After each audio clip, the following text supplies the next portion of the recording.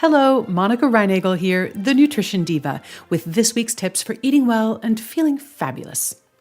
Coconut milk has become one of the most popular non-dairy milk options, and it's one that wasn't really even on the radar when I did my original comparison of non-dairy milks back in 2009.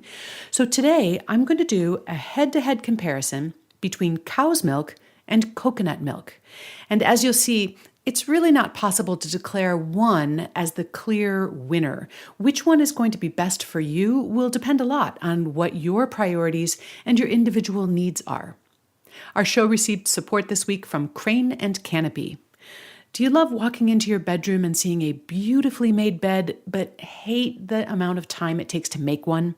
Then you will love Crane and Canopy, the luxury bedding brand. They're the ones who designed the Nova duvet cover, which makes it so much easier to get the comforter in the duvet cover, and it makes your bed look crisp and perfectly made every time.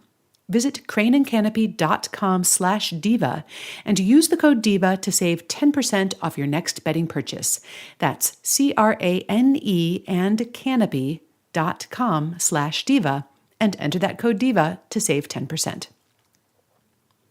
All coconut milk products, whether they're in cans or cartons, are made by grating the meat of the coconut and pressing it to extract the liquid. Now, if you let that liquid sit, the coconut oil will separate and rise to the top, the same way that cream will rise to the top of unhomogenized milk. The fat content can then be adjusted by skimming off some of the fat or adding water to thin it. You'll find canned coconut milk in two varieties, regular and light. The regular canned coconut milk is comparable to light cream in terms of the amount of fat and calories it contains. Light canned coconut is closer to the fat and calorie content of whole milk. Both have a very pronounced coconut flavor, and they're generally used in rich soups, sauces, and desserts. Now, the coconut milk that you'll find in cartons in the dairy aisle is much more diluted than canned coconut milk.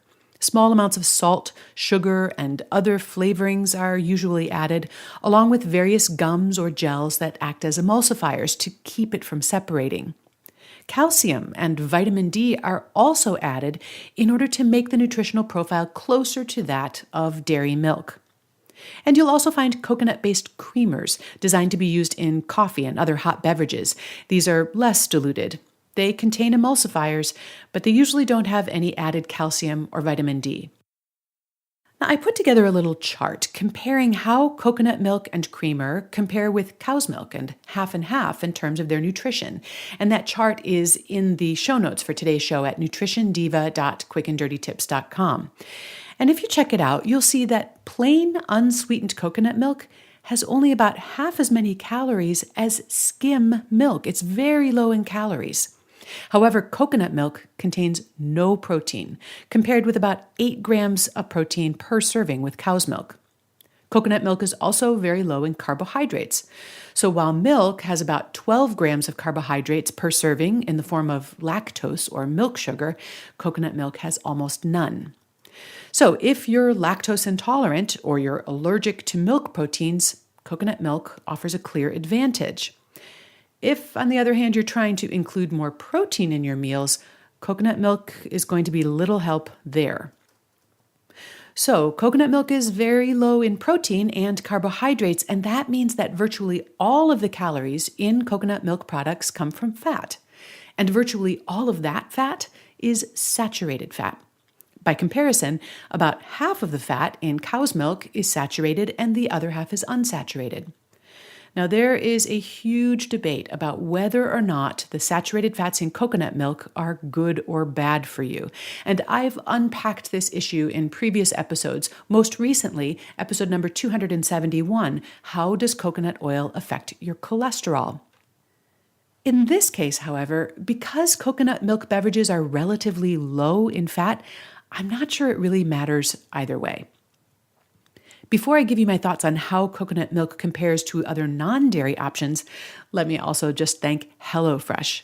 Whether you're a busy professional couple, a large family with a crazy schedule, or someone who simply wants to start cooking more, HelloFresh makes it easier, tastier, and healthier than ever to enjoy cooking new recipes and eating together at home.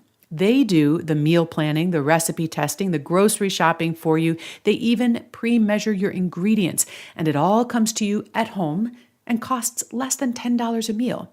They add new recipes every week with step-by-step instructions that even a beginner cook can follow to produce a delicious home-cooked meal in around 30 minutes. You can choose whether you're cooking for 2 or 4 and how many meals a week you'd like them to provide. We find the portions to be substantial enough that we almost always have leftovers for lunch the next day. For $30 off your first week of deliveries, visit HelloFresh.com and enter DIVA30 when you subscribe. That's HelloFresh.com and your promo code is DIVA30. And now, how does coconut milk compare with other non-dairy options? Coconut milk is obviously a plant-based food, and for those who don't wish to consume animal products, coconut milk would certainly fit the bill.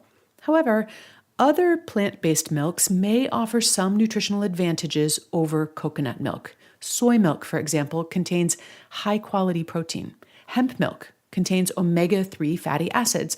Oat milk gives you some fiber. Coconut milk contains none of those nutrients.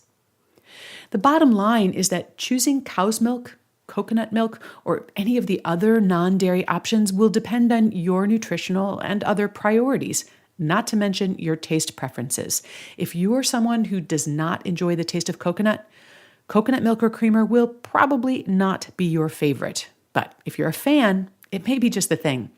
You'll find a transcript of today's show, along with links to the other episodes that I mentioned, including the one on the pros and cons of coconut oil, and a comparison of other non-dairy milks, plus my nutritional chart. It's all at nutritiondiva.quickanddirtytips.com. You'll find me on Facebook. Just search for Nutrition Diva and say hi. I'd love to hear from you. And if you're a new listener, I hope you'll subscribe to the show so that you don't miss a single episode. And now have a great week, and remember to eat something good for me.